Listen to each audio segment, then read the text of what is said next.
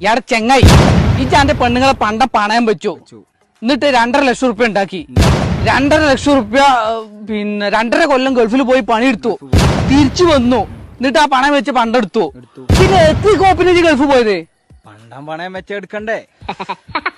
എടാ പോട്ടെ എന്നാ പിന്നെ ആ പണ്ടം പണയം വെക്കാതെ ഇരുന്നാ പോരെ അപ്പൊ എനിക്ക് ഗൾഫ് പോണ്ടേ ഗൾഫ് പോണ്ട കയ്യേ ഇപ്പൊ എത്തിനാ ഗൾഫ് പോയത് പണ്ടം പണയം വെച്ചെടുക്കണ്ടേ ഇവിടെ പണ്ടം പണയം വെച്ചെടുക്കാൻ പെണ്ണുങ്ങളെ വരെ നിർത്തുവോ ഇപ്പൊ 2.5 കൊല്ലം ഗൾഫ് പോയി അധ്വാനിച്ചില്ലേ എന്നിട്ട് ഈ 2.5 ലക്ഷം റുപ്യ ഉണ്ടാക്കിയില്ലേ എന്നിട്ട് ഈ 2.5 ലക്ഷം റുപ്യന്റെ പണ്ട് പണയം വെച്ചത് എടുത്തു ഞാൻ ചോദിക്കുന്നതേ ആ പണ്ട് പണയം വെക്കാതെ ഇരുന്നിക്കണെങ്കിൽ അനക്ക് എടുക്കേണ്ട ആവശ്യമില്ലല്ലോ അപ്പിച്ച് ഗൾഫ് പോണ്ട കയ്യേ